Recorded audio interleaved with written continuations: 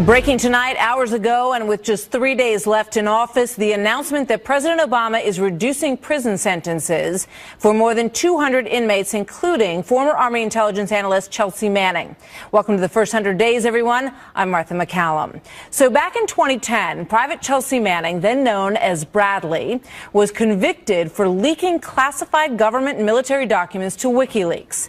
Documents that touched off a Taliban killing spree, according to American intel agencies. Manning served 7 years of a 35-year sentence and is now set to be free in months. But that may not be the most controversial announcement tonight. In moments, Charles Krauthammer joins us on the Manning story, along with news that you've not heard much about tonight, but you will, because the president also ordered the release of the terror leader who was tied to more than 100 attacks on U.S. soil back in the 90s. But first, let's go to Chief Intelligence Correspondent Catherine Herridge with the fallout on Manning. Catherine, what can you tell us tonight?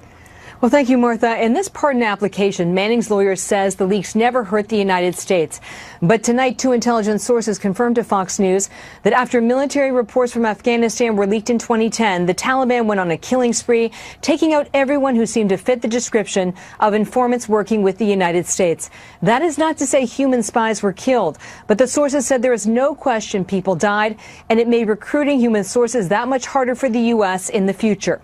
I was in the courtroom 7 years ago when Manning, now Chelsea Manning, was sentenced to 35 years for giving classified information to WikiLeaks, including videos, incident reports from Afghanistan and Iraq, detainee military reviews from the Guantanamo camps, as well as State Department cables. Mr. Obama's decision does mean Manning can be freed as early as May 17th. The founder of WikiLeaks, Julian Assange, told Fox News in a recent interview that he would come to the United States if Manning was freed. Today, a former Justice Department official told Fox News that leniency for Manning from Mr. Obama would make it harder to bring charges against Assange in the future. If the United States government says we are going to pardon Manning for those offenses, I think it makes it that much tougher to then say. Polls show that Donald Trump will take office as the least popular incoming president in 40 years. Both the ABC News Washington Post poll and the CNN ORC poll show that a majority of Americans view Trump unfavorably. In response, the president-elect tweeted, quoting, "The same people who did the phony election polls and were so wrong are now doing approval rating polls. They are rigged, just like before." The Trump campaign also blames the negative tone on the media trying to stir up conflict. For example, 4 years ago, the Associated Press tweeted this about the inauguration, quoting, "A day pulsing with history draws the masses to President Barack Obama's second inauguration." Yesterday, AP tweeted, quote, "Hundreds of thousands expected to clog the nation's capital for Donald Trump's inauguration." Several outlets have also highlighted a list of inauguration protests and potential unrest. Martha. All right, Trace, thank you. Joining me now with more, and his reaction is Trump supporter and former House Speaker Newt Gingrich. Newt, good to see you tonight. He's also the author of the new thriller Treason. Newt, good to see you. Those numbers aren't so hot. And Donald Trump is claiming that they're not for real, that the numbers that we saw during the election weren't for real, and these aren't either. Do you believe that? Oh, look, I think that he is the most controversial person to become president in modern times. I think the numbers are probably, let's say that's 5 or 8 or 10 points better than they're saying it is. The underlying reality is that on Friday, Donald J. Trump becomes president of the United States. And Mike Pence becomes vice president of the United States, and the system moves onward. Now, I think he's going to be much more like Prime Minister Thatcher than like most American presidents. She was such a controversial figure. She was so determined to defeat socialism and to change Great Britain to a more productive society that the left just hated her. And that's part of what Trump is up against. This is not a standard election. This is not a normal period.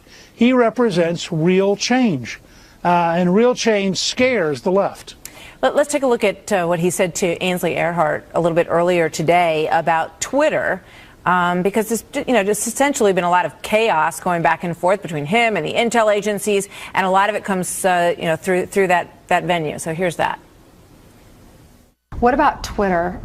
You going to continue to tweet? Yeah, look, I don't like tweeting. I have other things I could be doing. But I get very dishonest media, very dishonest press. And it's my only way that I can counteract. Wise decision on his part? No, look, I hope he continues to tweet. I am very much in the group that believes that Donald Trump has to be Donald Trump. He got here despite everything. He beat 16 other Republicans. He beat a Secretary of State with $1 billion and the elite media on her side. He's done it his way. And his way is to be transparent. Yes, he makes mistakes, but they're out in the open. And he learns from his mistakes. Here's what I see. I go back to the campaign period, and you look at what he would do when things looked like they were kind of sliding off the rails. And it feels a little bit like that now, with all of this back and forth on Twitter and the focus on all of this, some petty stuff, some very real sort of acerbic back and forth with the intel community. And what he would do then is get out on the road and give substantive speeches that were based on issues that people cared about. Wouldn't it behoove him at this point to sit back, to let people sort of take it all in over the next 72 hours without the fog of all of this nasty back and forth? And then the next thing they see is a presidential Donald Trump standing on that podium and delivering a speech that makes them stand up and go, wow, this is quite interesting. This is a person of substance. Well, I mean, look, that's certainly an alternative reality. What people got to understand is this is President Donald Trump. He's not going to turn around suddenly and show up and look like he is a Harvard Law graduate doing things with the elegance of a Yale member of Skull and Bones. He is going to be rough and tumble.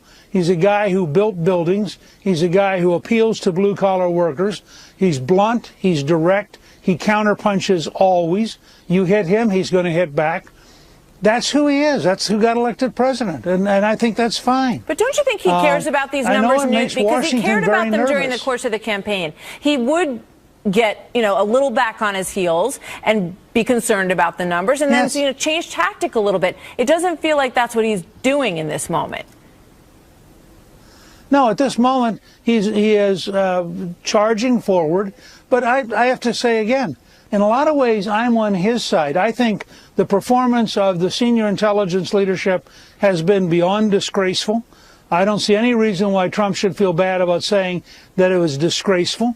I can't imagine them being as incompetent as they have been in recent days. But the truth of the matter is that he's going to get his own team here in a couple of days, Newt. And so he doesn't need to get into the mud on some of these issues. He doesn't need to attack John Lewis. He could let all that stuff lie and sort of give himself a moment, because it is a big day on Friday. And I realize, that he's going to give a speech. I hope he'll give a speech that's true to who he is. And I think that's what everybody expects. But it is a big moment. You can't just write it off like, it's not a big deal and he's not going to go up there as a sort of presidential figure on Friday. Well, I think on Friday he will be a presidential figure, but again, I just want to emphasize, he will be a unique, and I have no idea what his speech will be like, and that's not really the key point. Donald J. Trump is going to be Donald J. Trump, just as, frankly, Andrew Jackson was always Andrew Jackson. Theodore Roosevelt was always Theodore Roosevelt. You get these very strong, powerful personalities. They are who they are. It's how they got to where they were. And he's not going to turn around tomorrow or next day and become somebody else's milquetoast idea of a controlled, orderly, structured president. That's not who he is. Yeah, I think everybody agrees with you there. We'll see what happens. Newt, thank you very much. Great talking to you tonight. Glad to be with you. And count on Fox News for complete coverage of the inauguration of Donald Trump. Brett Baer and I will cover it all for you live this Friday from 11 to 5. Then stay tuned for the first 100 days. We'll be live from Washington that night as well. We're looking forward to that. A lot of excitement to come in the coming days. And coming up right here, Steve Harvey facing very harsh criticism because he went to Trump Tower to talk to the president-elect. We're going to show you how he was attacked. Plus, President-elect Donald Trump didn't shy away from hitting China on the campaign trail, and China is now firing back. Governor Mike Huckabee and Obama economic advisor Robert Wolf next on that. We can't continue to allow China to rape our country, and that's what they're doing. Was then candidate Donald Trump and a collection of campaign trail attacks on one of his favorite targets, the country of China. The China is doing us wrong message became a rallying cry for many of his supporters, though the Chinese stayed mostly quiet on this until now, until today. The Chinese president is now fighting back. He is blasting Trump's message at the World Economic Forum, which they are now invited to and didn't used to be. Joining me now, former presidential candidate and former Arkansas Governor Mike Huckabee, along with Robert